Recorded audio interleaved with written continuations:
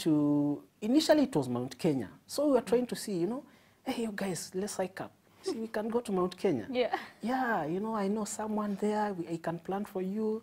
Back then, we never knew there are tour companies which can organize that for you, get you the guides, get you. So we were just trying to say, oh, can I call someone who I know there? Can he guide us through Mount Kenya? So we would plan this. It will flop.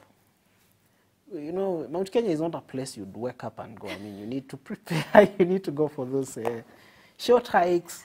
So it never worked for, like, you know, we'd plan, it never works. You know, we just like pass.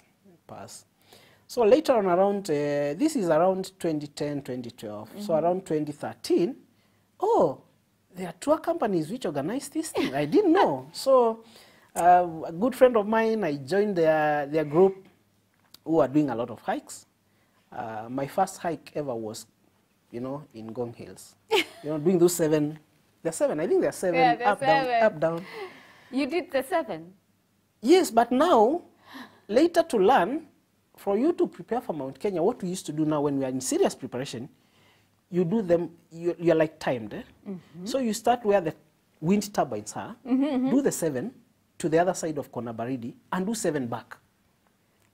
You start at 9 in the morning, and you must take your lunch where you started.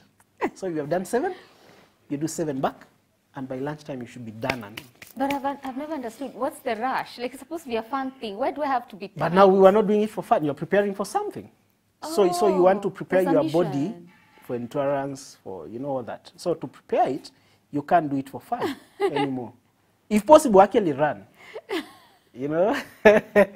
Then you let your lungs, you know, expand. Allow that breathing to take your body into that extreme levels.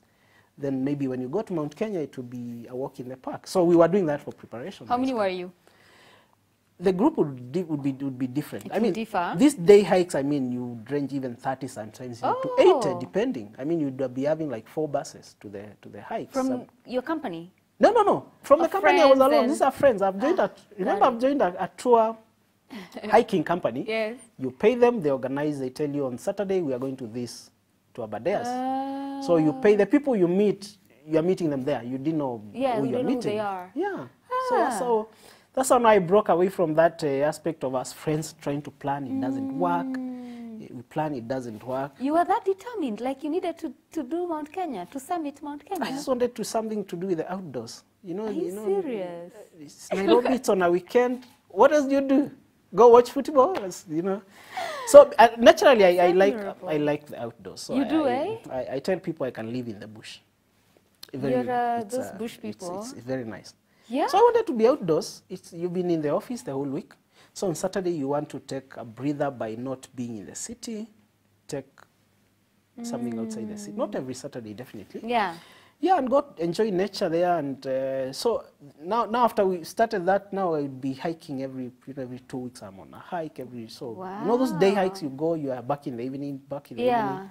So how do you like, I don't know, gel with strangers? I think I would have a challenge with that. I've always imagined, I don't know, I've never done it. Yeah.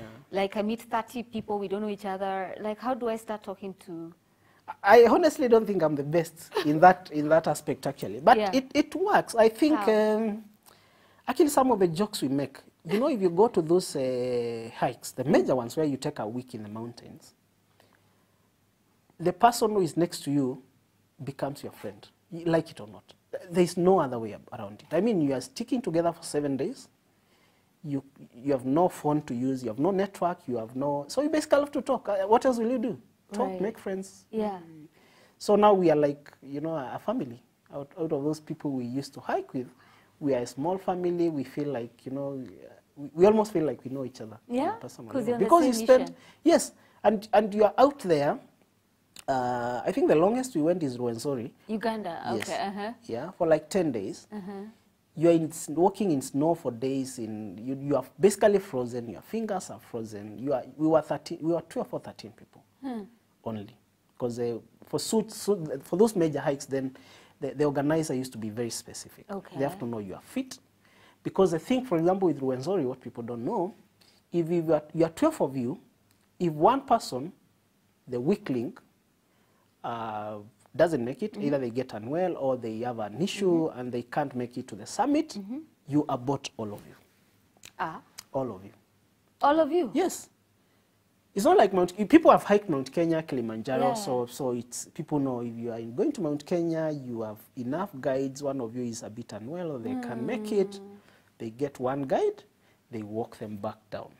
Allah. Ruwenzori is very technical because you are all hooked on one rope. So it's so technical that, you know, the whole support team, which are the guys, they're like double your number, by the way.